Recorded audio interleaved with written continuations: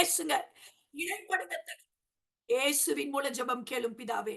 ஆமென், ஆமென். ஹalleluya, ஹalleluya. ஹalleluya.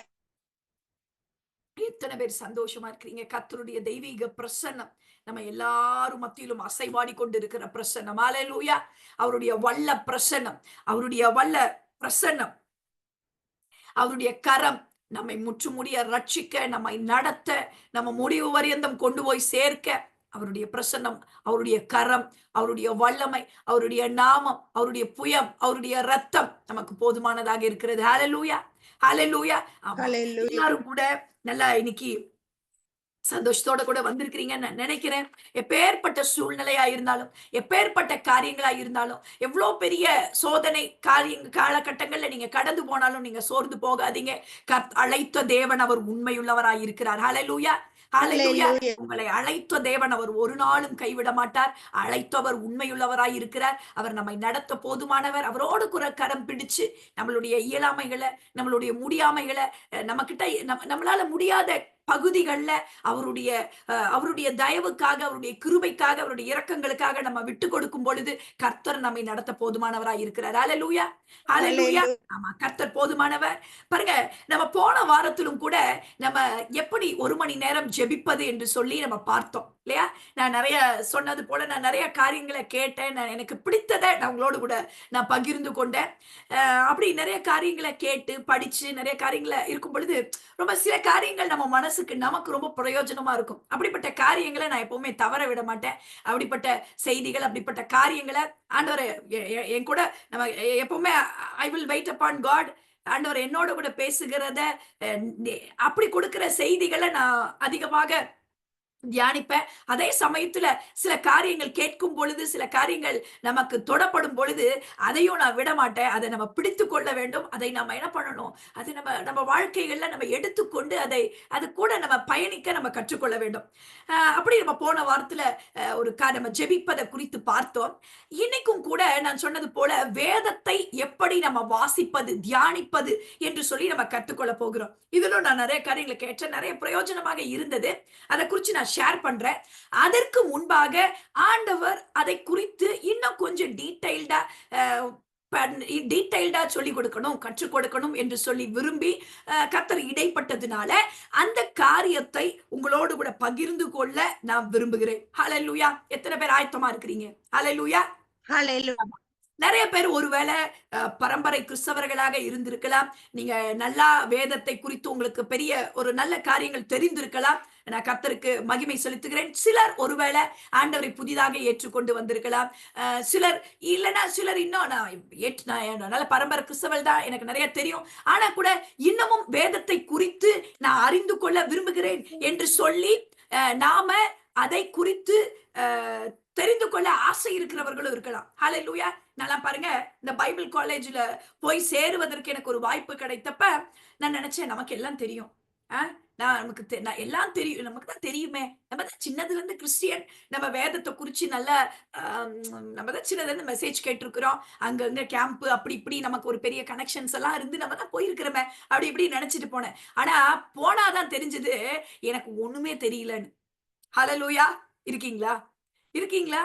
ஒன்றுமே நம்ம பாருங்க, அப்படிப்பட்ட ஆட்டிடியூட ஃபர்ஸ்ட் நமக்குள்ள எடுத்து போட்டுறணும். நமக்கு தெரிந்த காரியம் சங்கீதம் 23 தானே, எனக்கு தெரியாததா? அப்படி இருக்கக்கூடாது.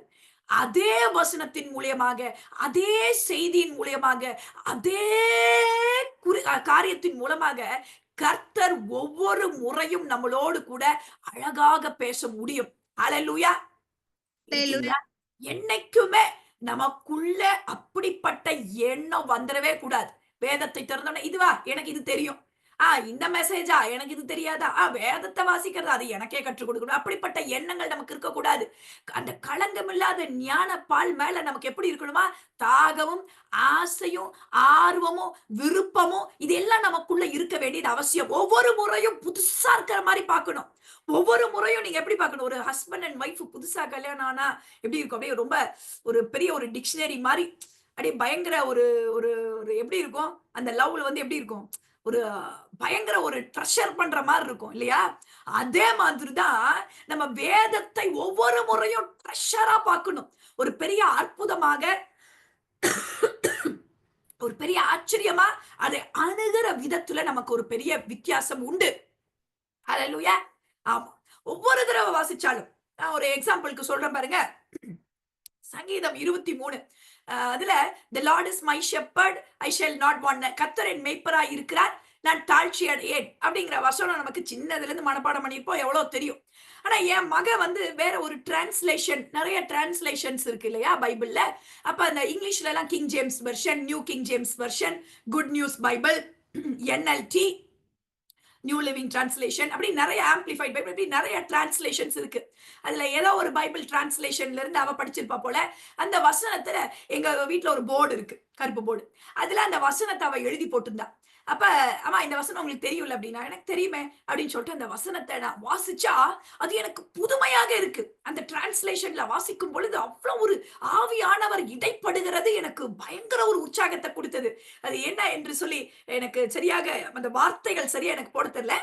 But my God my Lord is my shepherd so I அப்படின்னு சொல்லிட்டு அந்த அதுக்கு அடுத்த வந்த வார்த்தைகள் நான் வேற ஒரு டிரான்ஸ்லேஷன், அது எனக்குள்ளாக அப்படி ஒரு கிரியை செய்து, ஐயோ இவ்வளவு புதுமையா இருக்கே.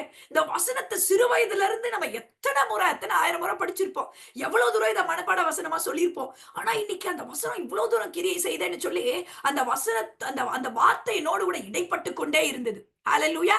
அதுதான் கர்த்தருடைய வார்த்தைக்கு, அவருடைய வசனத்துக்கு இருக்கிறதான மகத்துவம். ஹalleluya. ஹalleluya. அதனால எப்போதுமே அவருடைய வார்த்தைகளை, அவருடைய வாக்குத்தத்தங்களை, அவருடைய வார்த்தைகளை, அந்த வேதத்தை நீங்க தியானிக்கும் பொழுது உங்களுக்கு அப்படிப்பட்டதான நோக்கம், அப்படிப்பட்டதான எண்ணம் உங்களுக்குள்ளாக இருக்க வேண்டியது அவசியம் என்று சொல்லி பார்க்கிறோம்.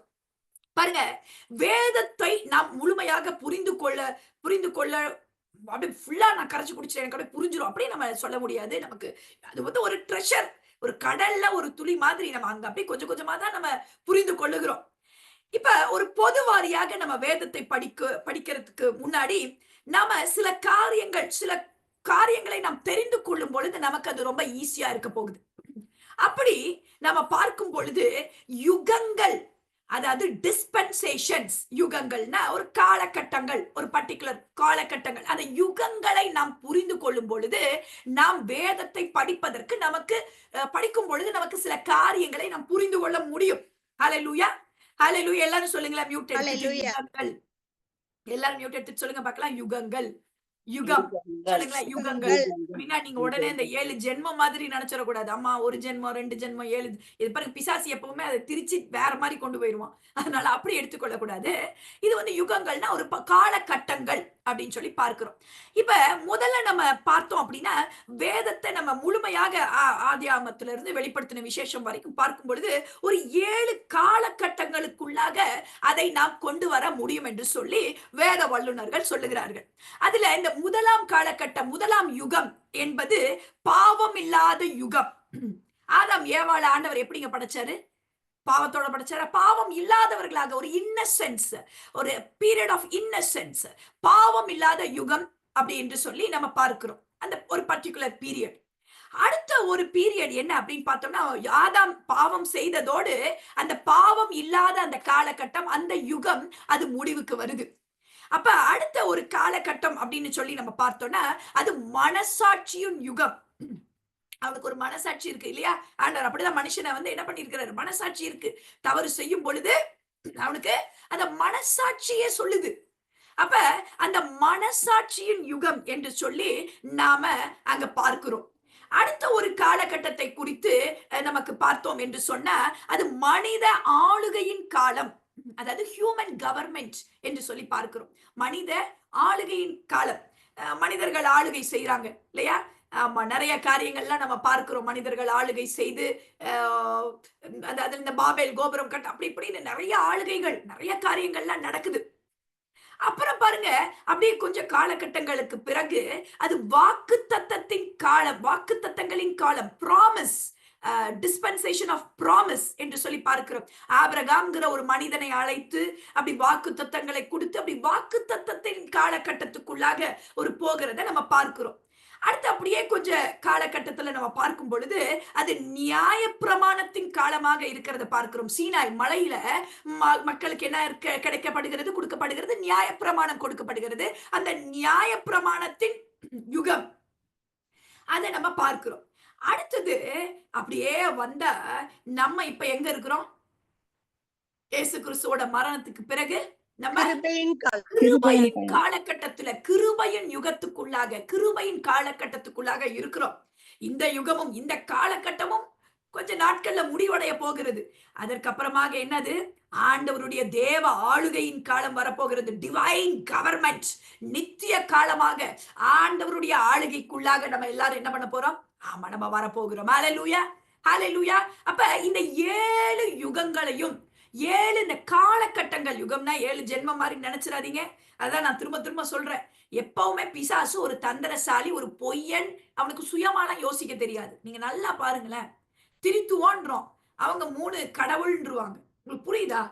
அவனுக்கு எதுவுமே சுயமா யோசிக்க தெரியாது. சுயமா இது பண்ண ஆண்டவருடைய காரியங்களை, ஆண்டவருடைய நல்ல காரியங்கள், நல்ல வித திருச்சி வேற மாதிரி ஏதோ ஒண்ணு கன்ஃபியூஸ் பண்ணி கொண்டு போறதா பிசாசோட திட்டமும் தந்திரமும்.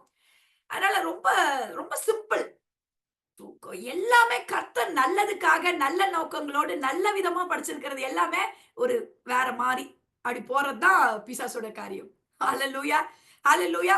ஆமா. அப்ப இது ஒரு காலகட்டம் என்று சொல்லி பார்க்கிறோம். சொல்லலாமா? அத ஒரு தடவை எல்லாரும் மியூட் எடுத்துட்டு சொல்லலாமா? பாவம் இல்லாத காலம், காலகட்டம்னு சொல்லுங்களேன். பாவம் இல்லாத காலகட்டம், இல்லாத காலகட்டம், ஆமா. மனசாட்சி இல்லாத மனசாட்சியின் காலகட்டம், மனசாட்சியின் யுகம், மனித மனிதனின் ஆளுகையின் ஆளுகையின் காலகட்டம். காலம். ஆமா, மனித ஆளுகையின் காலகட்டம். காலம். அடுத்தது என்னது? வாக்குத்தத்தத்தின் வாக்குத்தத்தங்களின் காலம். ஆமா, வாக்குத்தத்தத்தின் அடிப்படையில வாக்குத்தத்தங்களின் காலம். அடுத்தது எப்படி? நியாயப்பிரமாணத்தின் காலம். காலம். நியாயப்பிரமாணத்தின் காலகட்டம். இப்ப இருக்க கிருபையின் காலம். இது ஒரு சபையின் காலம், சபையின் யுகம் என்றும் நம்ம சொல்லுகிறோம். கிருபையின் காலம், சபையின் காலம். அடுத்தது எப்படி? டிவைன் கவர்மெண்ட், தேவ ஆளுகையின் காலம். இப்படி இந்த யுகங்களை பற்றி புரிதல் இருக்கும் பொழுது நாம வேதத்தை கரெக்டான படிக்கு நம்ம இன்டர்பிரட், அதாவது இன்டர்பிரிட்டேஷனுக்கு தமிழ்ல என்னன்னு எனக்கு சொல்ல தெரியல, அதை வியாக்கியானப்படுத்த நமக்கு முடியும். ஏன்னா நம்ம இதை குறித்ததான புரிதல் நமக்கு இல்லைன்னா வேதத்தை நம் தவறான விதத்துல நம் புரிந்து கொண்டு வேதத்தை தவறான படிக்கு நம்ம என்ன பண்ணுவோம்? வியாக்கியானம் பண்ணிடுவோம். இப்ப நம்ம எப்படி தவறா வியாக்கியானம் பண்ணலாம்? இப்ப நம்ம நியாயப்பிரமாணத்தின் காலத்துல நம்ம இல்ல, ஆனா நம்ம வேதத்துல நியாயப்பிரமாணத்தை குறிச்சு இருக்குது. அப்ப நம்ம எப்படி பண்ணிடுவோம்? தவறா நமக்கு இந்த காரியங்கள் புரியலன்னா, இப்ப நம்ம கிருபையின் காலத்துல இருக்கிறோம். ரட்சிப்பும் மீட்பும் சிலுவையினால நமக்கு பெற்றுக்கொண்டோம் என்று சொல்லி நமக்கு தெரியும். ஆனா நமக்கு இது குறிச்ச புரிதல்லாம் இல்ல அப்படின்னா நம்ம என்ன பண்ணிடுவோம்? ஐயோ, இந்த 10 கற்பனைகளை ஃபாலோ பண்ணாதான் இயேசு கிறிஸ்து நமக்கு நம்மளுடைய தேவனா இருப்பாரு. அதாவது ஏற்றுக்கொள்றதுக்கே நான் சொல்றேன், நல்லா புரிஞ்சுக்கோங்க. பரிசுத்தம் என்பது நமக்கு முக்கியம். ஆண்டவரை ஏற்றுக்கொண்டதுக்கு அப்புறம் நம்ம ஆண்டவருக்கு பிரியமா வாழ்வதற்கு கர்த்தர் கிருபை அளிக்கிறார். நாம் அவரோடு கூட நிலைத்திருக்கிறோம். அது வேற. ஆனா ரட்சிக்கப்படுவதற்கே நம்ம இந்த கட்டளைகளையும் கற்பனைகளையும் நியாயப்பிரமாணங்களையும் அந்த விருத்த சேதனமும் பண்ணாதான் ரட்சிப்பே என்று சொல்லி அந்த நியாயப்பிரமாணத்தின் காலகட்டத்துல இருந்ததை நம்ம இப்ப என்ன பண்ணிடுவோம்? அந்த பழைய உடன்படிக்கைய நம்ம ஆமா தவறாக இன்டர்பிரட் பண்றதுக்கு நேரிடும். அதனாலதான் இந்த காரியங்களை எல்லாம் நாம் புரிந்து கொள்வது அவசியம் என்று சொல்லி நம்ம பார்க்கிறோம். சரி, இப்ப இந்த காலகட்டங்களை குறிச்சு நமக்கு ஒரு புரிதல் வந்தாச்சு. அடுத்தது நான் சொல்றேன் பாருங்க. அடுத்தது இந்த ஹோல் பைபிள், இந்த முழு வேதாகமத்தின் மைய கருத்து அது என்ன தெரியுமா? யாராவது சொல்ல முடியுமா? மைய கருத்து என்ன? வேதாகமத்தோட main theme of the Bible அப்படின்னு சொன்னா என்ன? தீம், மைய கருத்து யாராவது சொல்ல முடியுமா? சரி, நானே சொல்றேன். அப்ப இந்த ஹோல் பைபிளோட தீம், மைய கருத்து என்று சொல்லி பார்த்தீங்கன்னா தீம் ஆஃப் ரிடம்ப்ஷன். எல்லாரும் சொல்லுங்க. தீம் ஆஃப், எல்லாருமே மியூட் எடுத்துட்டு சொல்லுங்க தயவு செஞ்சு. Theme of redemption. அந்த வார்த்தையை சொல்லுங்க பார்க்கலாம். ரிடம்ப்ஷன், மீட்பு. எல்லாரும் சொல்லுங்க, தமிழ்ல சொல்லுங்க பார்க்கலாம். மீட்பு, மீட்பு. ஒரு முறை சொல்லுங்க, மீட்பு. ஆமா. அப்ப இந்த முழு ம். வேதாகமத்தின் மைய கருத்து என்ன அப்படின்னா, மீட்பு தான் அதோட மைய கருத்து. மீட்புனா என்ன அப்படின்னா, இழந்து போனத ஒரு ஒரு ரட்சிக்கிற ஒரு ஒரு பெரிய ஒரு டிராமா ஆஃப் ரிடெம்ப்ஷன். இந்த முழு வேதத்தையும் நீங்க வாசிச்சீங்கன்னா, அது என்னத்த குறித்துனா, ஒரு மூழ்கி போகிற, அழிவுக்குள்ளாக போகிற, ஒரு அழிந்து போக இருக்கிற, ஆக்கினைக்குள்ளாக தீர்க்கப்பட இருக்கிற, ஒரு ஒரு அப்படி இருக்கிற ஒரு மனிதனை தூக்கி நிறுத்த, அவனை திரும்பவுமாக மீட்டு அவனுடைய நிலையில நிறுத்த, அவனை அந்த ராஜாதி ராஜா அந்த அந்த அப்பா பிதாவுக்கு முன்பாக நிறுத்த, அந்த மீட்பு, அதுதான் இந்த பைபிள் முழு வேதம். நீங்க முழு வேதத்தையும் நீங்க வாசிச்சு பார்த்தீங்கன்னா, இதுதான் பைபிளோட மைய கருத்தாக இருக்கிறது. ஹalleluya, ஹalleluya. ஆமா. நீங்க இந்த கதை நீங்க வாசிச்சீங்கன்னா உங்களுக்கு ரொம்ப ஆச்சரியமா இருக்கும். எல்லாமே சென்டர் அதோட ஹோல் பைபிளோட தீம் எல்லாமே ஒரு வரியில சுருக்கணும்னா அது மீட்பு என்று சொல்லி பார்க்கிறோம். அதனாலதான் டிராமா ஆஃப் ரிடெம்ப்ஷன் அப்படின்னு சொல்லி சொல்லுவாங்க. சரி, இப்ப இந்த ஹோல் பைபிளோட மெசேஜ் அப்படின்னா என்னன்னு தெரியுமா? ஹோல் பைபிளோட ஒரு சுருக்க செய்தி, ஒரே ஒரு வார்த்தை தான் அது. சுருக்கமா ஒரே ஒரு வார்த்தையில சொல்லிடலாம். நமக்கு ரொம்ப அந்த நாமம் தான் பெரிய நாமம். இயேசு கிறிஸ்து. இயேசு. ஹalleluya. The message of the Bible is Jesus. எல்லாரும் சொல்லுங்களேன், ஜீசஸ். ஹalleluya. எல்லாரும் சொல்லுங்க, மியூட் எடுத்துட்டு அந்த நாமத்தை உச்சரிங்க. The message of the Bible is Jesus. எல்லாரும் சொல்லுங்க, ஜீசஸ். ஜீசஸ். ஜீசஸ். ஆமா. நம்மளுடைய வேதாகமத்தின் செய்தி என்ன அப்படின்னு சொல்லி பாத்தீங்கன்னா, அது இயேசு. ஹalleluya. ஆமா, இதோட மைய கருத்து மீட்பு. இந்த முழு வேதாகமத்தின் செய்தி என்னன்னு சொல்லி பார்த்தீங்கன்னா, அது இயேசு என்று சொல்லி பார்க்கிறோம். ஹalleluya. சரி. அப்ப அப்ப என்ன சிஸ்டர், அவ்வளவுதானா, முடிஞ்சே போச்சு அப்படின்னா முடிஞ்சே போச்சுதான். ஆனா கூட நம்ம இன்னும் நம்ம நம்ம டீடைல்டா நம்ம தனிப்பட்ட விதமாக பர்சனலைஸ் பண்ணிக்கிறோம். தனிப்பட்ட விதமாக சில காரியங்கள் எல்லாம் இருக்கு இல்லையா? சரி. அப்ப பாருங்க, இந்த காரியத்தை நீங்க இதை நம்ம புரிந்து கொள்ளணும். இந்த காலகட்டங்களும் இந்த ஹோல் பைபிளோட தீமையும் செய்தியும் இயேசுங்கிற ஒரு இதுல சுருக்கிடலாம். எல்லாமே நீங்க வாசிச்சீங்கன்னா யாரையோ பத்தி சொல்லிட்டு இருக்கோம். அது யாருன்னா பழைய ஏற்பாடு முழுக்க யாரையோ பத்தி சொல்லிக்கிட்டே இருக்கும். ஒவ்வொரு கேரக்டர்லயும் மோசேல பார்த்தா இந்த மோசே இப்படி, அந்த மெல்கி சேதேக்க பார்த்தா அது யாரையோ காமிக்கும், அந்த யோசேப்ப காமிச்சா அது யாரையோ காமிக்கும். யார அது காண்பிக்குதுன்னு நீங்க பாத்தீங்கன்னா அந்த முழு மெசேஜும் அது ஜீசஸ். ஹalleluya, ஹalleluya.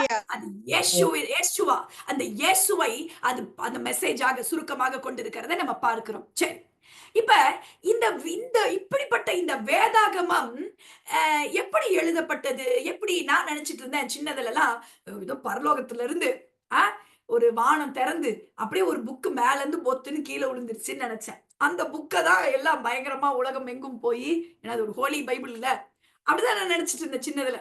எனக்கு ஒரு அப்படி ஒரு கற்பனை, கடவுள் அப்படியே டைரக்டா அப்படிதான் வந்திருக்கும் போல அப்படின்னு நினைச்சிட்டு இருந்தேன். ஆனா அப்படி இல்ல. ஹalleluya, ஹalleluya. ஆமா, பாருங்க.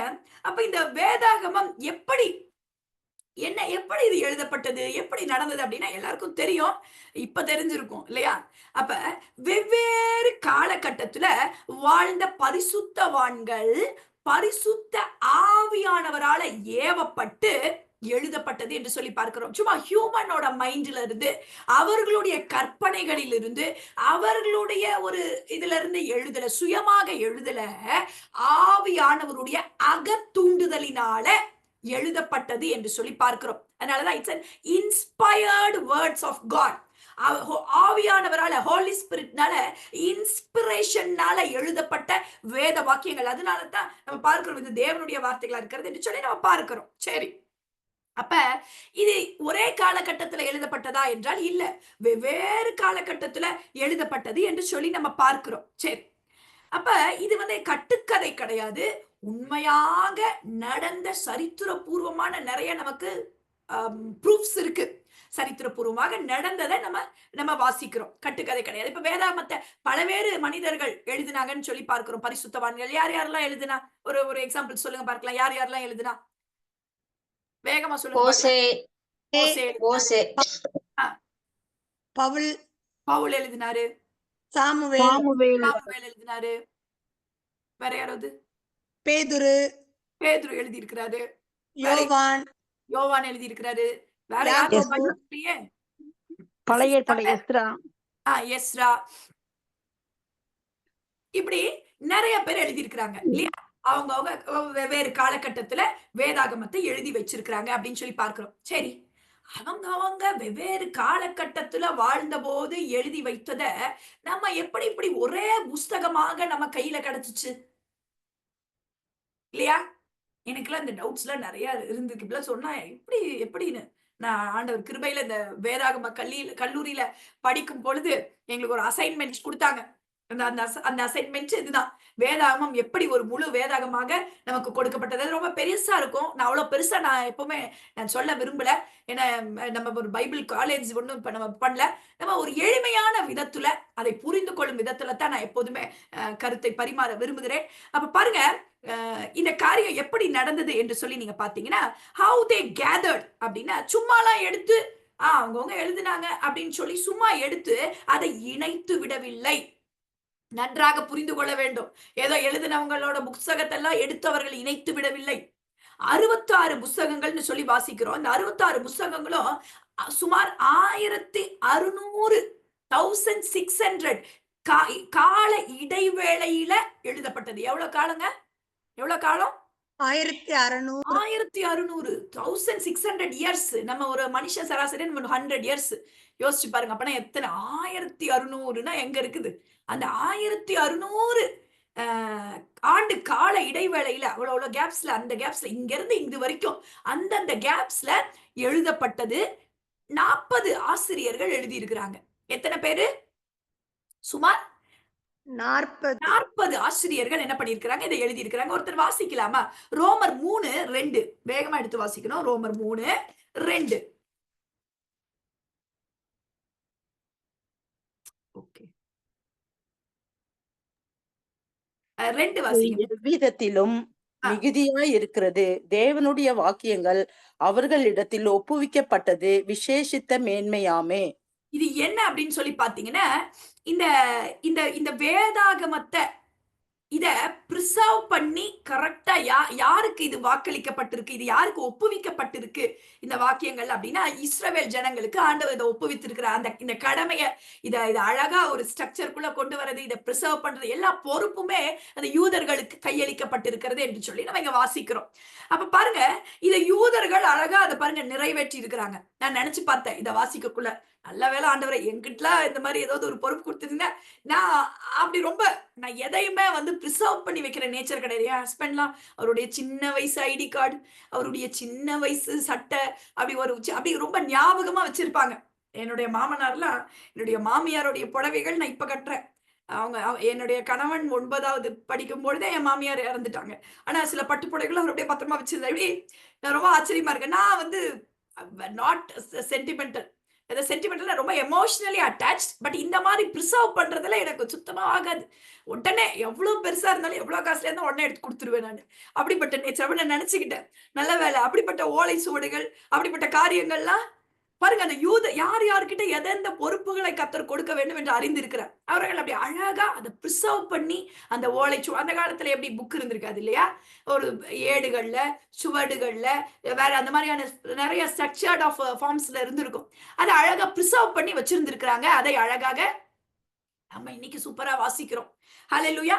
சரி, இப்ப இந்த கிபி கிறிஸ்து பிறந்து கிபி 90ல் தான் இவைகள் தான் வேதாகம புஸ்தகங்கள் என முடிவு செய்திருக்கிறாங்க. ஹalleluya. எவ்வளவு இடைவேளை காலகட்டத்துல எழுதப்பட்டது சொல்லுங்க பார்க்கலாம். எவ்வளவு இடைவேளை 1600. 1600. அடுத்தது எத்தனை ஆசிரியர்கள் எழுதி இருக்கிறாங்க? 40. 40 ஆசிரியர்கள் எழுதி இருக்கிறாங்க. இதெல்லாம் எப்ப நமக்கு ஒரு இணைச்சு இதுதான் அப்படின்னு பண்ணியிருக்கிறாங்க? கிபி 90ல தான் பண்ணியிருக்கிறாங்க. பாருங்க. சரி, இப்ப அது எப்படி பண்ணாங்க அப்படின்னு சொல்லி பார்த்தோம்னா, கேனன் ஆஃப் ஸ்கிரிப்சர்ஸ் அப்படின்னு சொல்லி பார்க்கிறோம். கேனன் அப்படிங்கிற ஒரு வார்த்தை நம்ம பயன்படுத்துகிறோம். அந்த கேனன் அப்படின்னா அது ஒரு மெஷரிங் ஸ்டிக் அப்படின்னு சொல்லி பார்க்கிறோம். ஒரு ரூல்ஸ். எல்லாத்தையுமே அப்படியே எடுத்து போடுறது கிடையாது. ஒரு ரூல்ஸ் இருக்கும். இந்தந்த கேள்விகள் ஒரு நிறைய கேள்விகள் இருக்கும்னு வச்சுக்கோங்களேன். அந்த ரூல்ஸ் இருக்கும். அந்தந்த ரூல்ஸ் எல்லாம் எல்லாத்தையும் எந்தெந்த புஸ்தகங்கள் சாட்டிஸ்ஃபை பண்ணுதோ அந்த புஸ்தகங்களை மட்டும்தான் எடுத்து வேதத்துல நமக்கு இணைத்து வைத்திருக்கிறார்கள். ஹalleluya. இது கட்டுக்கதையோ சும்மா ஏதோ ஒரு புஸ்தகமோ அப்படி கிடையாது. பாருங்க, it should satisfy the set of rules அப்படி சொல்லி பார்க்கிறோம். அப்படி பார்க்கும் பொழுது மல்கியா ஆதியாகமத்திலிருந்து மல்கியா வரைக்கும் வரைக்கும் நமக்கு என்ன இருக்கு? காரியங்கள் இருக்கு. மல்கியாக்கு அப்புறம் ஒரு புதிய ஏற்பாடு வந்துருது. நம்ம எடுத்தோடனே வாசிக்கிறோம் இல்லையா? பழைய ஏற்பாடு முடிஞ்சிருச்சு, புதிய ஏற்பாடு வந்துருது. அந்த இடைப்பட்ட காலம்னு பாத்தீங்கன்னா 400 வருஷம் இருக்குது. எத்தனை வருஷங்க? எத்தனை வருஷம்? 400 400 வருஷம். அந்த 400 வருஷம் எந்த ஒரு வேதத்துல நமக்கு எந்த விதமான ஒரு காரியங்களும் நமக்கு சொல்லப்படல. சைலண்ட் பீரியட் அப்படின்னு சொல்றோம். அந்த 400 வருஷ காலகட்டத்துல எழுதப்பட்ட எந்த ஒரு புத்தகத்தையும் வேதத்துல அதுதான் வேதத்தின் புத்தகங்கள் என்று சொல்லி இணைக்க இல்லை. அத வந்து இன்ஸ்பயர்டு வேர்ட்ஸ் ஆஃப் காட் அப்படின்னு சொல்லி ஒத்துக்கொள்ளல. உங்களுக்கு புரியுதா? அந்த காலகட்டத்துல ஏதோ ஒண்ணு நடந்துட்டு தான் இருக்கு. யூதர்கள் இருக்கிறாங்க, இந்த ஜனங்கள் இருக்கிறாங்க, என்னென்னவோ காரியங்கள் நடந்து கொண்டு இருக்குது, சரித்திரத்துல நடந்து கொண்டு இருக்கிறது, ஆட்சிகள் இப்படி நிறைய காரியங்கள் நடந்து கொண்டு இருக்கு. ஆனா அந்த காலகட்டத்துல எழுதப்பட்ட புஸ்தகங்கள் வேதத்துல இல்ல. 400 வருட இடைவேளை அப்படி அந்த ஒரு சைலண்ட் பீரியட் இருக்கு. அப்ப அந்த காலகட்டத்தின் புஸ்தகங்களை நம்மளுடைய வேதாகமத்துல அதை நம்மை சேர்த்துக் கொள்ளவில்லை. ஏன் என்று சொன்னால் அது ஆவியானவரின் அகத்தூண்டுதலால எழுதப்பட்ட புஸ்தகங்கள் அல்ல என்று சொல்லி அதை நாம் எழுதவில்லை. அதை குறிச்சு நம்ம ஆர்சி பைபிள்ல அந்த அந்த அந்த புஸ்தகங்கள்லாம் இருக்கும். நிறைய நிறைய இருக்கு. உங்களுக்கு சரித்திரம் தெரியணும், நிறைய பேருக்கு ஹிஸ்டரியில இன்ட்ரெஸ்ட் இருக்கும் இல்லையா? அப்படி சரித்திரம் தெரியணும், நீங்க வாசிக்கலாம். வாசிக்கிறதுல தப்பு இல்ல. அது பேர் அப்போகிரிப்பா, தள்ளுபடி ஆகமங்கள் அப்படின்னு சொல்லி நம்ம வாசிப்போம். அந்த அப்போகிரிப்பா, அந்த தள்ளுபடி ஆகமங்களை குறிச்சு அந்த அந்த அந்த நம்ம ஆர்சி பைபிள்ல நமக்கு இருக்கு. அப்ப பாருங்க, இது ஒரு பெரிய வாக்குவாதமாக இருக்கும். பட் ஆனா இதுதான் காரியம். இதை இந்த நியூ டெஸ்டமெண்ட் அப்படின்னு சொல்லி பாத்தீங்கன்னா, அந்த நியூ டெஸ்டமெண்ட்டை வந்து அந்த சபையின் ஃபர்ஸ்ட் செஞ்சுரி காலகட்டத்திலே, முதல் நூற்றாண்டின் அந்த காலகட்டங்கள்லயே இதை எல்லாத்தையும் கலெக்ட் பண்றதுக்கு ஆரம்பிச்சிட்டாங்க. அவங்க புதிய ஏற்பாட்டுல யார் யாரெல்லாம் எழுதினா சொல்லுங்களேன் வேகமாக. லூக்கா, லூக்கா, மத்தேயு, மார்க்கு, மார்க்கு, யோவான், யோவான், பேதுரு, பவுல், இப்படி நிறைய பேர் எழுதுறாங்க இல்லையா? அவங்க ஒரு நிருபத்தை, கடிதங்களை எழுதுறாங்க. அப்ப இதை எல்லாமே அந்த இயர்லி சர்ச் சீக்கிரமாவே ரெகக்னைஸ் பண்ண ஆரம்பிச்சிட்டாங்க. இதெல்லாம் நமக்கு முக்கியமா இந்த காரியங்கள், இதெல்லாம் ஆண்டவருடைய ஆமா இதெல்லாம் எழுதப்பட்டது என்று சொல்லி ரெகக்னைஸ் பண்ணி அதை கலெக்ட் பண்ணி பத்திரப்படுத்திட்டு இருக்கிறாங்க. அப்ப பாருங்க, உபாகமம் 25வது அதிகாரம் 4வது வசனத்தை, அதுக்கு முன்பாக ஒரு வசனத்தை வாசிங்க. 1 தீமோத்தேயு 5:18 வாசிங்க. 1 தீமோத்தேயு 5:18.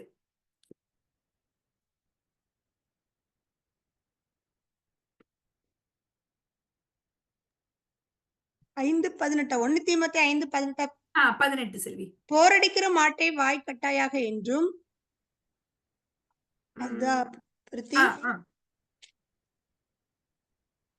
படி செல்வி, படி. போரடிக்கிற மாட்டை வாய் கட்டாயாக என்று வேலையால் தன் கூலிக்கு பாத்திரனா இருக்கிறான் என்று வேத வாக்கியம் சொல்லுகிறது. ஆமா, பாருங்க, இங்க நீங்க ஃபுல்லா வாசிச்சு பாத்தீங்கன்னா தெரியும். பவுல் கன்சிடர்ட் லூக்ஸ், இது வந்து லூக்கா எழுதுறாரு இல்லையா? லூக்காவோடைய எழுத்துக்களை பவுல் வந்து அங்கீகரிக்கிறத நம்ம இங்க பார்க்கிறோம். அதே போல உபாகமம் 25:4 வாசிங்க. உபாகமம் 25:4. போரடிக்கிற மாட்டை கட்டாயாக, வாய் கட்டாயாக. பாருங்க, இப்படி நிறைய காரியங்கள் அந்த வேதத்துல ஒருத்தர் மேற்கோள் காட்டி இருக்கிறத இன்னொருத்தர் எடுத்து அதை திரும்பவுமாக அதை எடுத்து காண்பிக்கிறத பார்க்கிறோம். இப்படி எல்லாம் நிறைய காரியங்கள் நடக்கிறத நம்ம இங்க பார்க்கிறோம். லூக்கா 10:7லயும் அப்படியே ஒரு வசனம் வாசிச்சிருங்க. லூக்கா 10:7.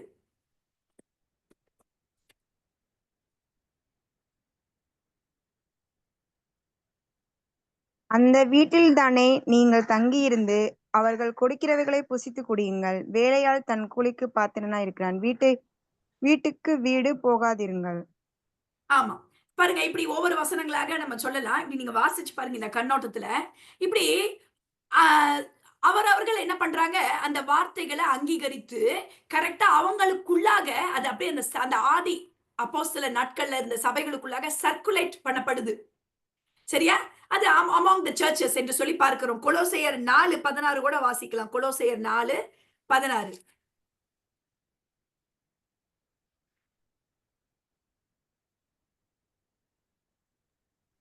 பிரியமான வைத்தியாகிய லூக்காவுக்கும் தோமாவுக்கும் உங்களுக்கு வாழ்த்துதல் சொல்கிறார்கள். ம்.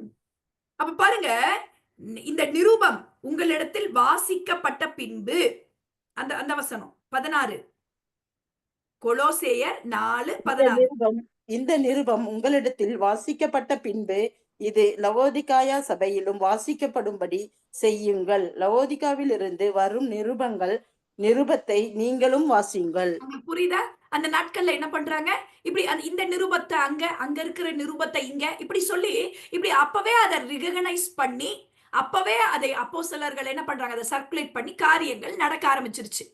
அதுக்கப்புறம் எந்தெந்த புஸ்தகங்கள் அப்படின்னு சொல்லி, ஏன்னா நமக்கு அப்படி தனித்தனியா இல்லாதபடிக்கு ஒரே வேதாகமம் எவ்வளவு சூப்பரா இருக்குல்ல. இந்த வேதாகமத்தை நம்ம வாசிக்காம இருக்கிறோம் இல்லையா? அநேக நாட்கள்ல இது நமக்கு பெரிய ஒரு ஒரு ஒரு இதா தெரியறது இல்ல. ஆனா பாருங்க எப்படிலாம் இருந்திருக்கு. இத அழகா இன்னைக்கு ஒரே புக்கா எந்தவித ஒரு கன்ஃபியூஷனும் இல்லாம, எந்த ஒரு இதுவும் இல்லாம ரொம்ப ஈஸியா நமக்கு கிடைச்சிருச்சு. நம்ம நம்ம நம்ம காலகட்டத்துல. அப்ப அப்படி நமக்கு எப்ப இந்த புதிய ஏற்பாட்டு புஸ்தகங்களை எப்படி அதை கேனனைஸ், அதை எப்படி இதாச்சு அப்படின்னு சொல்லி பாத்தீங்கன்னா, நிறைய கவுன்சில்ஸ் இதே மாதிரி பழைய ஏற்பாட்டு காலத்துல நடந்தது போல ஏடி 170 ஆஃப்டர் த கிரைஸ்ட் அந்த அந்த நாட்கள்ல அந்த பெயர்களை மட்டும் வாசிக்கிறேன். மொரட்டோரியன் கேனான் அப்படின்னு சொல்லி ஒரு கவுன்சில் நடந்தது. அடுத்தது the council of Laodicea, the council of Hippo, the council of Carthage, இப்படி சொல்லி நிறைய கவுன்சில்ஸ், ஒவ்வொருத்தருக்கும் வேறு சில மாறுபட்ட கருத்துகள் இருந்தாலும் அப்படி கடைசியாக நமக்கு இந்த 27 புஸ்தகங்கள் தான் அத்தாரிட்டேட்டிவ் ஸ்கிரிப்சர்ஸ். அத்தாரிட்டேட்டிவ், அதாவது ஆண்டவருடைய ஆவியானவரால் அகத்தூண்டுதலினால எழுதப்பட்ட புஸ்தகங்கள் என்று சொல்லி இந்த 27 புஸ்தகங்களையும் அங்கீகரித்து அந்த வேதாகமத்துக்கு உள்ளாக அழகாக இந்த பழைய ஏற்பாடு புதிய ஏற்பாடு என்று இணைத்து நம்ம இன்னைக்கு சூப்பரா வச்சுட்டு இருக்கிறோம். ஹல்லேலூயா, ஹல்லேலூயா. ஆமா, நிறைய கேள்விகள் எப்படி இருக்கும் அப்படின்னா, அந்த கேனான் சொன்ன பாத்தீங்களா, எப்படி இந்த இந்த இந்த எழுதின இந்த ஆத்தர் ஒரு அப்போஸ்தலனா அப்படின்னா அந்த டிக். அவர் இயேசுவோடு கூட ஹேவ் a க்ளோஸ் ரிலேஷன், ஒரு கனெக்ஷன் இருந்திருக்குதா, இல்லைன்னா அப்போஸ்தலர்களோடு கூட ஒரு நல்ல கனெக்ஷன் இருந்திருக்கிறா, அப்படி அந்த மாதிரியான கேள்விகள். அல்லது இந்த புக்கு உண்மையிலே அந்த ஒரு கிறிஸ்துவின் சபையில பொதுவாக அங்கீகரிக்கப்பட்டிருக்கிறதா, இதுக்கு கரெக்டான படிக்கு அந்த டாக்டரின் பேஸ்டா இருக்கா, இப்படி நிறைய காரியங்கள் இருக்கு. நம்ம நினைச்சுக்க கூடாது, ஓ மனிதர்களே இப்படி ஒரு ரூல்ஸ், அப்படி இல்ல. இது இந்த ஏர்லி சர்ச் இந்த கேனான டிட்டர்மைன் பண்ணல. ஆண்டவர் கர்த்தராகிய தேவன், அந்த கர்த்தர் ஒருவரே எந்தெந்த புஸ்தகங்கள் இந்த வேதத்துல இருக்கணும்னு சொல்லி அவரே தீர்மானித்திருக்கிறார். ஹல்லேலூயா, ஹல்லேலூயா, ஹல்லேலூயா. இது நமக்கு பரிசுத்தமான வேதாகமம், நமக்கு அழகாக இதை கொடுக்கப்பட்டிருக்கிறது. இப்ப இந்த வேதாகமத்தை நிறைய பேர் டிரான்ஸ்லேட் பண்ணாங்க. நம்ம ஒரு தமிழ்ல ஒரு டிரான்ஸ்லேட் பண்ண யாராவது ஒருத்தர் சொல்லுங்க பார்க்கலாம். ஒருத்தர் தமிழ்ல யாரு டிரான்ஸ்லேட் பண்ணாங்க? பொதுவாக இந்த வேதாகமம் எந்த மொழியில எழுதப்பட்டுச்சு? கிரேக்க மொழி, லத்தீன் மொழி அப்படி எழுதப்பட்டு நிறைய அப்புறம் எபிரேய மொழி, ஆதி நாட்கள்ல எபிரேய மொழி, லத்தீன் மொழி, கிரேக்க மொழியில வந்து, அப்புறம் நிறைய மொழிகள்ல வந்து, தமிழ் மொழிகள்ல வந்து, இங்கிலீஷ்ல நிறைய பாருங்க, நிறைய நமக்கு காரியங்கள் அப்படி அழகா டிரான்ஸ்லேஷன்ஸ் நடந்திருக்குது வெவ்வேறு காலகட்டத்துல. இப்பவும் பைபிள் டிரான்ஸ்லேஷன் மினிஸ்ட்ரிஸ் இருக்கு. ஏன்னா வேதத்தை அவரவர்களுடைய மொழியில வாசிக்கும் பொழுதுதான் அது ரொம்ப நமக்கு பிரயோஜனமா இருக்கும். அவங்கவுங்க தாய்மொழியில வாசிக்கும் பொழுது எவ்வளவு நல்லா இருக்கு இல்லையா? என்னதான் நமக்கு இங்கிலீஷ் ஒருவேளை தெரிஞ்சிருந்தாலும் அவங்கவுங்க மொழியில வாசிக்கும் பொழுது இன்னும் அது நமக்கு க்ளோஸா இருக்கு. ஹல்லேலூயா, இருக்கீங்களா? நமக்கு அப்படி வேதாகமத்தை நம்மளுடைய மொழியில மொழிபெயர்த்து கொடுத்திருக்கிறாங்க. சரி, இப்ப நல்லா புரிந்து கொள்ளணும். இந்த வேதாகமத்துல முழு சரித்திரம் உலகத்துல நடந்த எல்லாமே இருக்கானா? இல்ல. நம்ம அங்கங்க நம்மளுடைய இஸ்ரவேல் ஜனங்கள் அது சம்பந்தப்பட்ட காரியங்கள் தெரிந்தெடுக்கப்பட்டவர்களை குறிச்சு அப்படியே ஒரு லைன் ஃபாலோ ஆயிட்டே இருக்கு இல்லையா? எப்படி வருது? ஆதாம், அப்புறம் காயின், காயின் ஆபேல் வருது. அதுல யாரை குறிச்சு நம்ம பார்க்கிறோம்? அப்படியே அப்படியே அடுத்தது அந்த ஆபேலுக்கு பதிலா வேற ஒரு குழந்தை இல்லையா? அந்த குழந்தை பேர் சேத், சேத். அப்படியே அந்த சேத் அப்படியே வருது. அப்புறம் அப்படியே யாரோட டிராவல் பண்ணுது? நோவா, நோவா காலகட்டத்துக்கு வரும். அந்த அப்படியே அப்படியே கற்பனை பண்ணி பாருங்க. நோவா காலகட்டத்துல சேம், காம், யாப்பேத் 3 பசங்க. அந்த 3 பசங்கள்ல யார தெரிந்தெடுத்த ஒரு நபரா இருக்கிறாங்க? யாப்பேத்தா, சேம், காம், யாப்பேத். சேம். அப்ப அப்படியே நம்ம வரோம். வந்தா அடுத்தது யாருக்கிட்ட வந்துடுறோம்? ஆபிரகாமுக்குள்ளாக வந்துடுறோம். ஆபிரகாம், ஆமா. ஆபிரகாம்ல இருந்து நமக்கு தெரியும்ல. ஆபிரகாம்லயும் நம்ம யார பத்தி பார்க்கிறோம்? ஆபிரகாமோட பையன் இஸ்மவேல், அப்புறம் நிறைய அந்த வேற ஒரு ஈசாக்கு, மனைவியோட கூட வருது. ஆனா அதுல நம்ம யார குறிச்சு பார்க்கிறோம்? ஈசாக்கு தான். ஈசாக்க குறிச்சு பார்க்கிறோம். அப்படியே ஈசாக்குல இருந்து அப்படியே லைன் போகுது. அப்படியே நம்ம பார்த்து நிறைய உலகத்திலயும் மத்த காரியங்கள், மத்த அரசாட்சிகள் அது ஒரு லைன் அப்படியே போயிட்டு இருக்கு. ஆனா நம்ம இந்த வேதாகமத்துல அப்படி பிரித்தெடுக்கப்பட்ட ஒரு ஜன கூட்டத்தை குறித்து அப்படியே நம்ம பார்த்துட்டு இருக்கிறோம். சரி. இப்ப பாருங்க, இந்த இந்த வேதாகமத்தை நம்ம பார்க்கும் பொழுது இது ஒரு குரோனாலஜிக்கல் ஆர்டர்ல, அதாவது சரித்திரபூர்வமாக அப்படியே எப்படி நடந்ததோ அதே ஆர்டர்ல இருக்கான்னு சொல்லி பார்த்தீங்கன்னா அதே ஆர்டர்ல இருக்காது. ஒவ்வொரு அப்படி காலக்கிரம வரிசையின்படி நம்ம வேதாகமம் அமைக்கப்படல. அதுக்கு பதிலாக வேற விதமாக நமக்கு பிரயோஜனப்படும் விதமாக, ஏன்னா அப்படி அமைச்சிருந்தா நம்ம என்ன பண்ணிருப்போம் தெரியுமா? இதை வெறும் ஒரு சரித்திர புஸ்தகமா பார்த்திருப்போம். இது அப்படி இல்லாம இது நம்ம நிறைய காரியங்களுக்காக நமக்கு வேதாகமும் கொடுக்கப்பட்டிருக்கிறது. இது ஒரு சரித்திரம் கிடையாது. நமக்கான, நம்மளுடைய வாழ்க்கைக்கான, நம்ம கிட்ட சில கரெக்ஷன்ஸுக்காக, நம்ம கிட்ட சில வாக்குத்தத்தங்களுக்காக, நம்ம வாழ்க்கையை சீரமைக்க, நம்ம வாழ்க்கையை கட்டி அமைக்க, நம்மோடு கூட ஒரு பர்சனலான ஒரு புக்காக நமக்கு ஆண்டவர் இதை கொடுத்திருக்கிறார். நிறைய காரியங்களுக்காக கொடுத்திருக்கிறார். அல்லேலூயா. சரித்திரபூர்வமாக சில காரியங்களை நாம் தெரிந்து கொள்கிறோம். அப்ப இந்த வேதாகமத்தை நீங்க வாசிக்கும் பொழுது நன்றாக தெரிந்து கொள்ளணும், காலக்கிரம வரிசையின்படி இது நமக்கு கொடுக்கப்படல. அதனாலதான் நமக்கு சிலதெல்லாம் இது என்னது, இது திடீர்னு இவரை பத்தி பேசு, திடீர்னு இவங்களை பத்தி பேசு, புரியலையே அப்படின்றதெல்லாம் நமக்கு வருது. நீங்க அதை நீங்க படிக்க படிக்க உங்களுக்கு என்ன ஆகும்? அந்த குரோனாலஜிக்கல் பைபிள் கூட இருக்கு. அதெல்லாம் கூட உங்களுக்கு ஆசையா இருந்தா நீங்க அப்படி வாங்கிலாம் கூட நீங்க படிக்கலாம். சரி, இப்ப மொத்தம் எத்தனை புஸ்தகங்கள் நமக்கு வேதாகமத்துல? 66, 66. பழைய ஏற்பாட்டுல 39, 39. புதிய ஏற்பாட்டுல 27. 27. இப்படி நம்ம பார்க்கிறோம். சரி, இந்த வேதாகமத்துல இன்னும் ஒரு காரியம், இப்ப நம்ம இதெல்லாம் அந்த ஒரு மேற்பூச்சா நம்ம எல்லாம் நிறைய தெரிஞ்சுக்கிட்டோம் இல்லையா? நிறைய காரியங்களை நம்ம கற்றுக்கொண்டோம் என்று சொல்லி பார்க்கிறோம். இந்த வேதாகமத்துல இப்ப நம்ம என்னென்ன பார்த்தோம்? அந்த யுகங்களை பத்தி தெரிஞ்சுக்கிட்டோம்.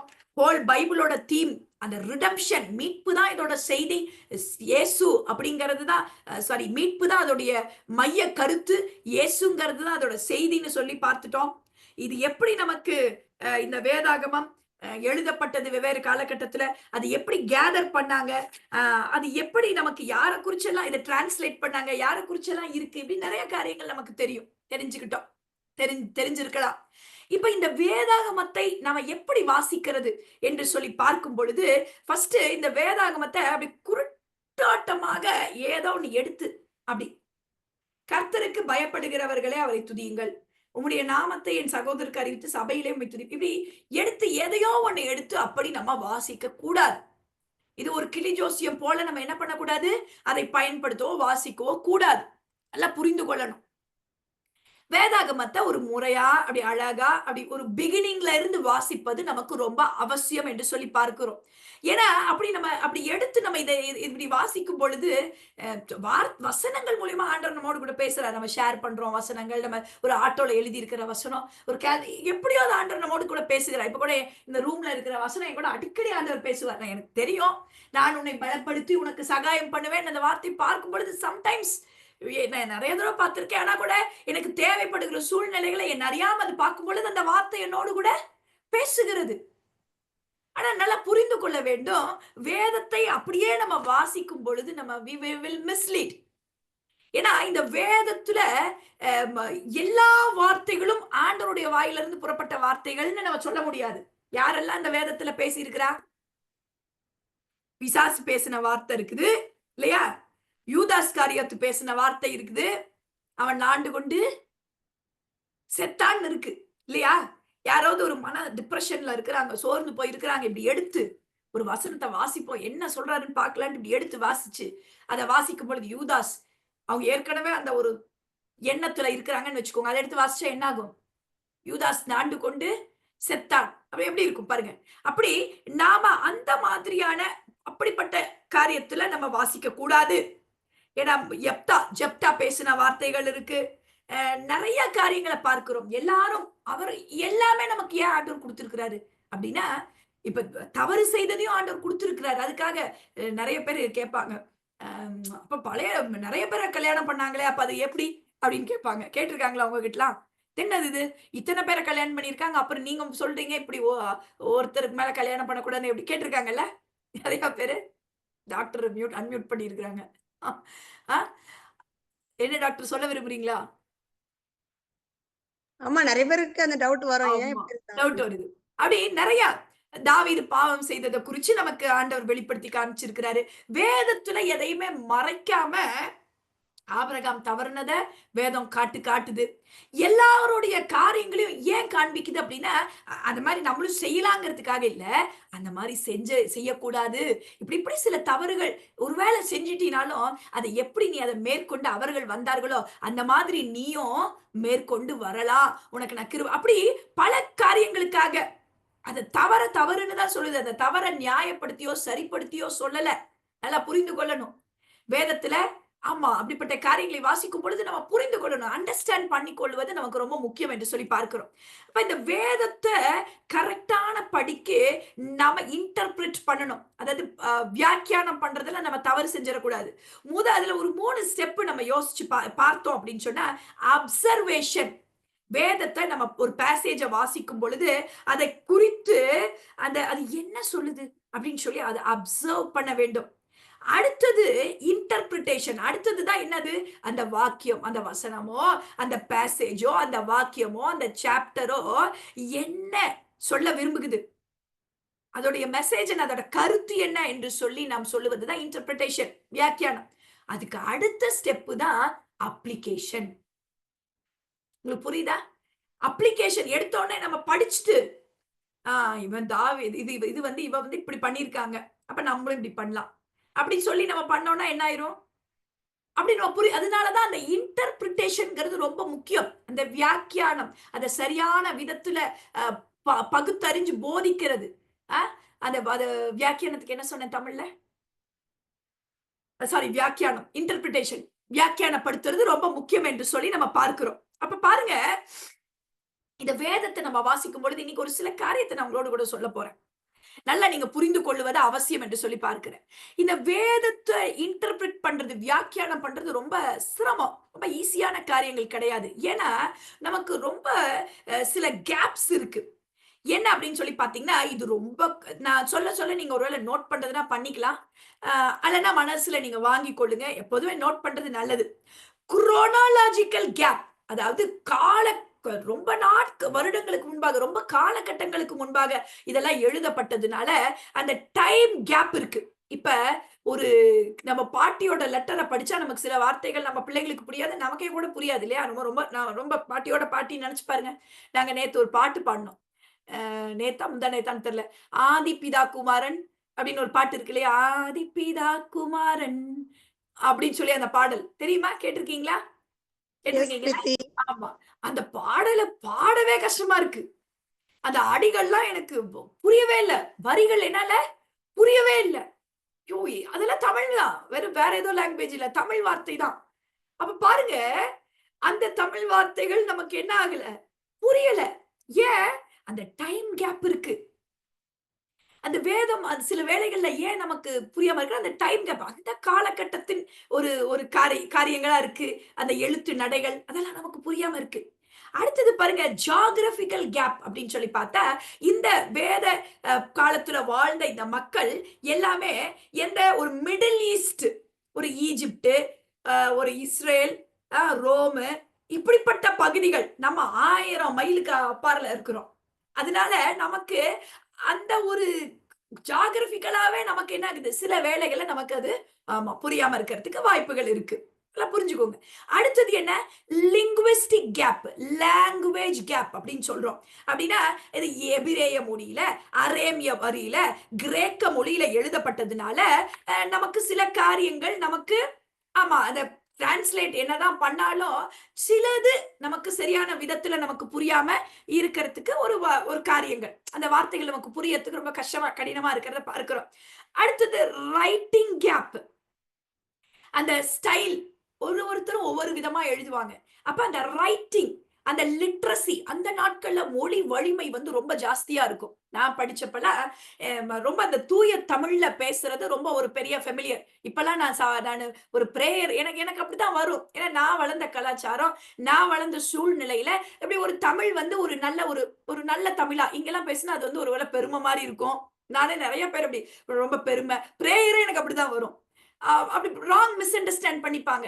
நம்ம சின்னதுல இருந்தே நமக்கு அப்படிதான் வரும். ஏன்னா நம்ம ஊர்ல என்னுடைய அப்பாலாம் அப்படி ரொம்ப தூய நடையில அவங்க பேசுவாங்க. நான் அப்படி பேசணுன்றதுக்கு இல்ல. அ அப்படி ஜெபிக்கணும்னு இல்ல. எங்க அத்தையெல்லாம் ஜெபிக்கிறதெல்லாம் அப்படி தூய தமிழ்ல அப்படி ஒரு ஒரு அப்படிதான் வரும். அது ஒரு இதா இல்ல. பட் பிறப்புல இருந்தே அப்படி வரதுனால அப்படி வருது. நம்ம அப்படி பண்ணணும் அப்படின்லாம் இல்ல. ஒரு சாதாரணமா அப்படியே ஜெபிச்சு பழகுனனால அப்படியே வரும். அப்ப பாருங்க, இங்கேயே நான் கர்நாடகாலயே பார்ப்பேன். அப்படி பேசினா ரொம்ப ரொம்ப ஆர்டிபிஷியலா பேசுறதா நெனச்சுப்பாங்க. எனக்கு ரொம்ப கஷ்டமா இருக்கும். மனசுக்கு ஐயோ! என்னடா இதுன்னு. அப்படி ஏன்? அப்ப நம்ம வளர்ந்த அந்த அந்த அந்த கேப்ஸ் இருக்கு. அந்த லிட்ரசி கேப்ஸ் பாருங்க எவ்வளவு வித்தியாசம். இது ஒரு ஒரு ஸ்டேட்ல இருந்து இன்னொரு ஸ்டேட்டுக்குள்ள வரும்பொழுதே பயங்கர வித்தியாசம். அடுத்தது என்னன்னா, ஸ்பிரிச்சுவல் சூப்பர் நேச்சுரல் கேப் இருக்கு. அப்ப பாருங்க, இந்த வேதாகமம் ஒரு டிவைன் புக். ஹalleluya. தூங்குறீங்களா?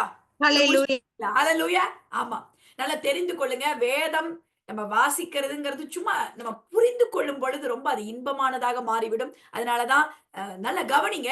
இந்த வேதம் ரொம்ப ஒரு ஸ்பிரிச்சுவல் புக்கா இருக்கிறனால, ஆவிக்குரிய ரீதியான விதத்துல நாம் புரிந்து கொள்வத ரொம்ப நம்ம ஆவியானவரோட துணை இல்லாமல் இதை படிக்கும் பொழுது நமக்கு புரியறது கஷ்டம் என்று சொல்லி பார்க்கிறோம். அடுத்தது கலாச்சார ரீதியாகவும் இந்த வேதம் நமக்கு இந்த வேத வசனத்துல குறிப்பிட்டிருக்கிறவர்கள் வேற கலாச்சாரத்துல வாழ்ந்தவங்க. நம்ம கலாச்சாரம் வேற மாதிரியான கலாச்சாரம்.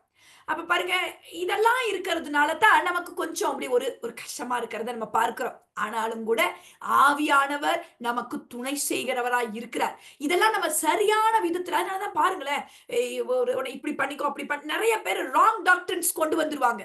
ஏன் ராங் டாக்டரின்ஸ் வருதுன்னா, அந்த கலாச்சார ரீதியாக என்ன சொல்லியிருக்காங்கங்கிறத புரிந்துக்காம, நீ இப்படி பண்ணக்கூடாது, அப்படி செய்யக்கூடாது, இது தப்பு, அது தப்பு. ஏன்னா அவங்க கலாச்சாரத்துல அது வேற மாதிரி. நம்ம கலாச்சாரத்துல அது வேற மாதிரி. நம்ம அத புரிஞ்சு கொள்ளலன்னா நம்ம என்ன பண்ணிருவோம்? நம்ம தவறு செஞ்சுருவோம். நெறைய விதத்துல நமக்கு நமக்கு இதான் புரியறதில்ல. கா ரொம்ப ரொம்ப புரிந்து கொள்ளணும். ஊழியம் செய்யும் பொழுது நமக்கு ரொம்ப இந்த மாதிரியான காரியங்கள்லாம் நம்ம புரியலன்னா, இல்ல வேதத்தை நம்ம படிக்கும் பொழுதும், அடுத்தவர்களுக்கு சுவிசேஷம் சொல்லும் பொழுது இதெல்லாம் புரியாம தான் நெறைய தவறு செஞ்சுட்டோம் நம்ம. வெள்ள தண்ணி தான் போடணும். நம்ம கலாச்சாரத்துல அது ஒரு பெரிய கஷ்டம். வெள்ள துணி கட்டுனா, அது அவங்களுக்கு ஒரு பெரிய ஒரு ஒரு அது ரொம்ப கஷ்டமா நெனைப்பாங்க. அப்ப அதெல்லாம் நம்ம வந்து என்ன பண்ண தேவையில்ல. நம்ம சொல்ல தேவையில்ல. வெள்ள துணிய மையப்படுத்த தேவையில்ல. நகை போடாம இருக்கணுங்கிறத நம்ம வந்து மையப்படுத்தக் கூடாது. பாருங்க எவ்வளவு தவறுகள நம்ம பண்ணிட்டோம். இந்த காரியங்கள்லாம் புரிந்து கொள்ளாததுனால தான், இத புரிந்து கொள்ளாமயே நம்ம வியாக்கியானம் பண்ணதுனால, நம்ம நெறைய அறுவடைய இழந்து போயிட்டோம். அடுத்து இன்னும் சில நான் சொல்றேன் நீங்க மனதுல வாங்கிக் கொண்டா போதும். Political culture. அவங்க வாழ்ந்தப்ப இருந்த அந்த அரசியல் அமைப்புகள், அரசியல் சட்ட திட்டங்கள் நம்ம வந்து இப்ப வேற மாரியான ஒரு சட்ட திட்டத்தின் கீழ வாழ்றோம். அப்ப அவங்க வாழ்ந்தப்ப அது வேற மாதிரி இருந்தது. அப்ப அதனால நமக்கு சில காரியங்கள்ல சில கன்ஃப்யூஷன்ஸ் இருக்கலாம். Religious culture.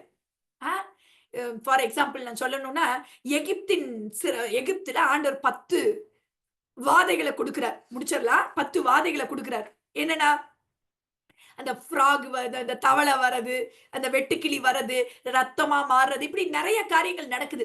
ஆண்டவர் என்ன பண்றாரு அப்படின்னா, அந்த எகிப்தியர்கள் அவர்களெல்லாம் அதையெல்லாம் வணங்கிட்டு இருந்தாங்க. எதையெல்லாம் தெய்வமாக கொண்டிருந்தாரோ, அதையெல்லாம் அவர் வந்து என்ன பண்றாரு? கரெக்ட்டா டார்கெட் பண்ணி அடிக்கிறார். அப்ப பாருங்க, இந்த மாரியான காரியங்கள்லாம் இருக்கு.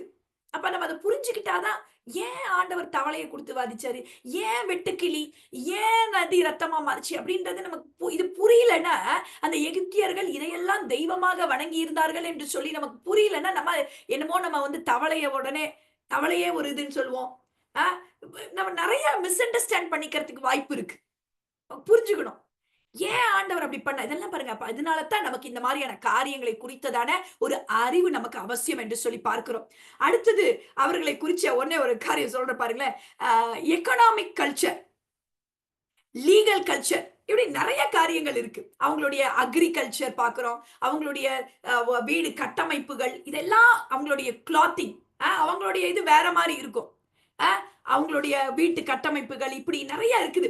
ஒரு ஒரு எடுத்துக்காட்டுக்கு சொல்லணும்னா, ஆண்டவர் வந்து என்ன பண்றாரு, போய் உன்னுடைய ஒருத்தர் வராரு. உன் சொத்தெல்லாம் வித்துட்டு, நீ வந்தா தான் என்ன பின்பற்றி வரணும்னா, நீ அதெல்லாம் வித்துட்டு வான்னு சொல்றாரு. அப்ப இது எப்படி? இப்ப ஒருத்தர் வந்து எல்லாத்தையும் வித்துட்டா, அந்த பரலோகத்த விலைக்கு வாங்கிற முடியுமா? அல்லது பரலோக ராஜ்யம் சொந்தமாயிர முடியுமா? அப்ப புரிந்து கொள்ளணும். எந்த சூழ்நிலையில எதற்காக ஏன் அப்படி சொன்னார் என்பதை நாம் புரிந்து கொள்வது அவசியம் என்று சொல்லி நான் உங்களிடத்துல சொல்லுகிறேன். அப்ப ஒவ்வொரு வேத வசனத்தையும் don't take it out of context. நம்ம அதை அப்படியே அந்த கான்டெக்ஸ்டுக்கு இதா எடுத்துக்கொண்டோம்னா, ஏன்னா இந்த முக்காட குறிச்சு கூட நிறைய காரியங்கள் தர்க்கங்கள் இருக்கு. பெண்கள் பிரசங்கிக்கிறத குறித்து நிறைய தர்க்கங்கள் இருக்கு.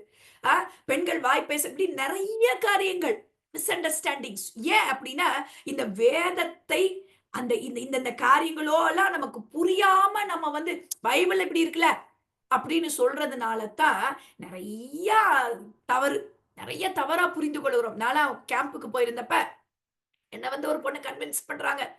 நீங்க என்ன பண்ணிட்டு இருக்கீங்க? நம்ம இப்போ எப்படி இருக்கு? அப்போஸ்தலர் காலம் மாதிரி தான் இருக்கணும். நீங்க எப்படி குடும்பம் அப்படி தனித்தனியா நீங்க அப்படி எல்லாம் வாழக்கூடாது. எப்படி இருக்கணும்? வேதத்துல எல்லாத்தையும் வித்து பொதுவாக அவர்கள் வைத்து அனுபவித்தார்கள்னு தானே இருக்கு. அப்ப எல்லாத்தையும் வித்து பொதுவா அந்த காசை வச்சு பொதுவா நம்ம எல்லாருமே பரிசுத்தவான்கள் எல்லாம் ஒரே அப்படி பொதுவா தானே வாழணும். அப்படித்தானே வேதத்துல இருக்குன்னு சொல்லிட்டு அந்த கேம்ப்ல இருக்கிறவங்க எல்லாத்துக்கூடயும் போய் பைபிளை வச்சு அந்த பொண்ணு வந்து பண்ணிட்டு இருக்காங்க, இன்டர்பிரட் பண்ணிட்டு இருக்காங்க, வியாக்கியானம் பண்ணிட்டு இருக்காங்க. நினைச்சு பாருங்க. இது ஏன் நடந்தது?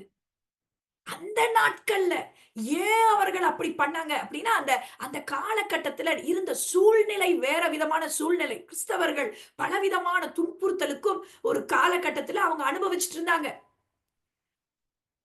அப்படிப்பட்ட காலகட்டத்துல நடந்த ஒரு சம்பவம் அது. அப்ப பாருங்க, இப்படி நம்ம தனியாக அந்த வேதத்தை அந்த அந்த ஒரு பேக்ரவுண்ட தெரியாம நம்ம பிடிச்சுக்கிறதுனால, அந்த மெயின் தீம் தெரியாம, மெயின் மெசேஜ் தெரியாம, மெயின் தீம் அந்த ரிடெம்ப்ஷன், மெயின் மெசேஜ் இயேசு கிறிஸ்து. இந்த காலகட்டம் இப்படிக்கான காரியங்கள் இருக்கு என்பதை குறித்ததான ஒரு அறிவு இல்லாமல் வேதத்தை வாசிக்கும் பொழுது, நம்ம தவறாக புரிந்து கொண்டு தவறான காரியங்களை நம்ம செய்ய நேரிடும் என்று சொல்லி பார்க்கிறோம். அதனால பிரியமான தேவ ஜனமே, இன்னைக்கு நம்ம இந்த காரியங்களை பார்த்திருக்கிறோம். ஒருவேளை அடுத்த வாரம் நான் இன்னைக்கு முடிச்சிடணும்னு நினைச்சேன், ஆனா இன்னைக்கு முடியல. அடுத்த வாரத்துல நம்ம இதை முடிக்கலாம். ஏன்னா அதற்கப்புறமாக ஒரு நல்ல ஒரு ஸ்டடி நம்ம பண்ண போறோம். நீங்க நிறைய பேர் வராதவங்களை எல்லாம் நீங்க உற்சாகப்படுத்தி கூட்டிட்டு வரணும்.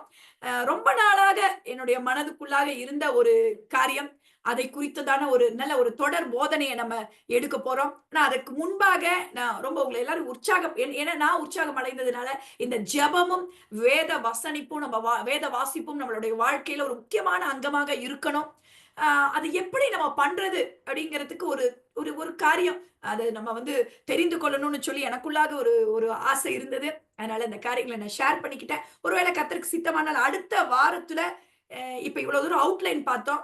அடுத்த வாரத்துல அதை எப்படி பிராக்டிக்கலா நம்ம எப்படி படிக்கிறது, ஒரு வேதத்தை எப்படி இவ்வளவு தூரம் புரிஞ்சுக்கிட்டோம், அது எப்படி படிக்கிறது அப்படின்னு சொல்லி ஒரு சின்ன ஒரு ஸ்டடி நம்ம பண்ணலாம். அதுக்கு அடுத்த வாரங்கள்ல ஒரு தொடர் போதனைக்குள்ளாக நம்ம நுழையலாம். கர்த்தர் உங்களை ஆசீர்வதிக்கட்டும். கர்த்தர் நாம மகிமைப்படட்டும். தொடர்ந்து ஜெபிங்க. நிறைய பேர் வந்து இந்த போன வருஷம் பண்ணது போல பிரேயர்ஸ் கேட்கறாங்க. நம்ம பண்ணலாம். கர்த்தருக்கு சித்தமானால் 21 நாட்கள் நம்ம டெய்லி ஜெபம் பண்ணலாம். ஆனா 10 to 11 ரொம்ப தாண்டி போயிருது. அதனால நானும் யோசிச்சுட்டு இருக்கிறேன். ஒரு 21 நாள் அதுக்காக ஜெபிங்க, எல்லாரும் ஜெபிங்க. ஏன்னா ஒரு வருஷத்தின் அடுத்த வருஷத்துக்குள்ளாக நுழைகிறதுக்கு முன்பாக நம்ம தொடர்ந்து ஜெபிக்க வேண்டியது அவசியம். ஜெபம் நமக்கு ரொம்ப அவசியம். ஒரு 21 நாட்கள் நம்ம உபவாசித்தோ அல்லது ஜெபத்திலோ நம்ம பங்கு பெறலாம். ஒரு 9 to 10 அல்லது 9:30 to 10:30 அப்படிப்பட்ட டைம்ஸ்ல எந்த டைம் எனக்கு சொல்ல தெரியல. இன்னும் அத டிசைட் பண்ண முடியல. அதுக்காக ஜெபம் பண்ணுங்க. கர்த்தருக்கு சித்தமானால் அந்த காரியத்தையும் செய்வோம். அடுத்தது அந்த 21ஆம் தேதி அந்த பைபிள் குவிஸ் நம்ம வச்சிருக்கிறோம். நெறைய பேர் வசனங்கள சொல்றாங்க. ரொம்ப ஆச்சரியமா இருக்குது. நெறைய பேர் அதுல சொல்றவங்க எல்லாம் ஆண்டவர புதுசா ஏத்துக்கிட்டவங்க. வேதம்னா என்னன்னே தெரியாதவங்க. அப்ப நீங்களும் அப்படி பங்கு பெற விரும்புகிறவர்கள் பங்கு பெறலாம். கர்த்தர் உங்கள ஆசீர்வதிக்கட்டும். ஆமென்.